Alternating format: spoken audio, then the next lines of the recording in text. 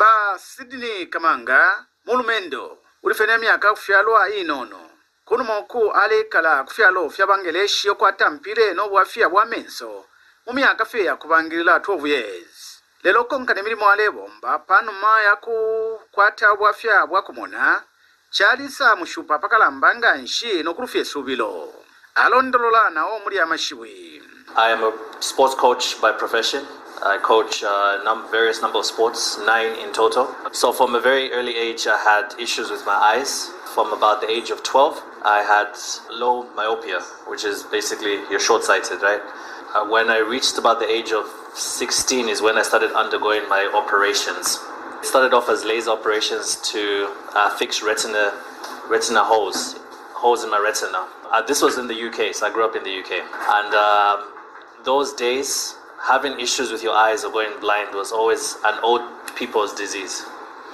So for me as a young person, I had a file that equaled the old people that I used to sit amongst in the waiting room of the hospital. So I had those operations, 4 in total, laser operations, in both eyes to repair retinal holes. And the doctors had told me to say, as a result of this, you're not allowed to play contact sports going forward. So I switched and started playing different various sports. I played basketball and I'd done athletics. I played basketball Division 1 for the city of Edinburgh, as well as athletics as well. So we came back to Zambia in 2010. 2013, it was unfortunate. We got attacked and I received a blow to the head, which made me have retina detachment. As a result of the retina detachment, I was here at this very hospital with the doctors.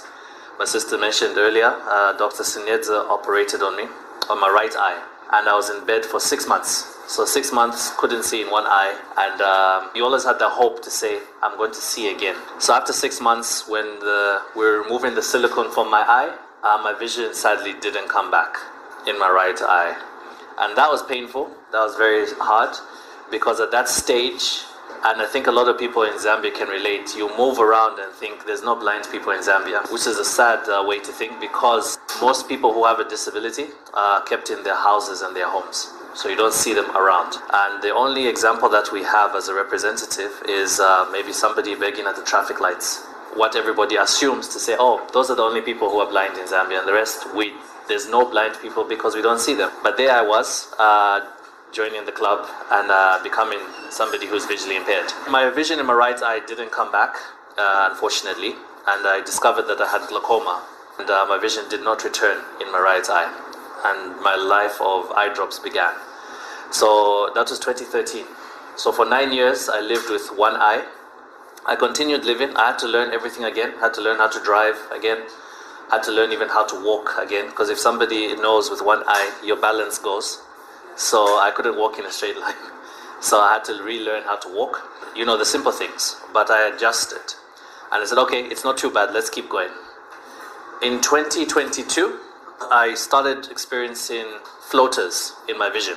So I experienced floaters and people thought it's no big deal, it's normal because I'm growing. At this stage, I was 32. Little after experiencing the floaters, I was walking in town one day and I experienced a shadow that came into my vision. The next day I woke up completely blind. So I rushed to the hospital. I had little vision right in the corner of my eye. So what had happened, my retina had detached in my left eye. And my worst fear had come true.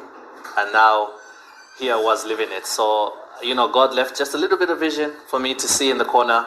I managed to get myself to the hospital. And the doctor told me the same thing. It was a 50-50. Because the position of where my retina had detached was at the bottom, which was more complicated. So I was really distraught because, again, I already lost my right eye. Now here I am losing my left eye at a young age. So went into surgery to fix my retina, and everything that you can imagine that can happen to your eye happened to my eye in the period of 4 months. It was very traumatic, very hard. I had not only had retina detachment, I had cataract.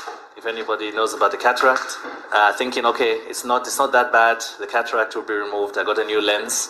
They told me I'll get a multifocal lens. And so I was very excited that I'm going to finally get to use this lens and I'll not be able to even use glasses. I ended up getting an infection in my eye, which ended up causing a lot of damage in the back of my eye.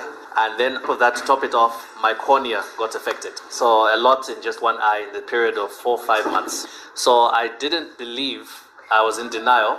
I didn't believe to say, okay, I'm not going to be blind, because the doctors have told me I need to rest for 1 year. Told me, if you rest for 1 year, we'll get you back into surgery and you'll see again. After 1 year passed, you realize that, okay, this seems to be my life now. And that was traumatic, very tragic, very emotional. So now it was up to me now to choose to say, am I going to die and sit here and just die, or am I going to pick myself back up and start living? So I decided to do the latter and started living. So I started with nothing. Everything I had worked for, I lost overnight, the time I lost my vision. I lost my job. I couldn't work anymore because I was a coach. I needed to physically see and assess people. I couldn't work anymore.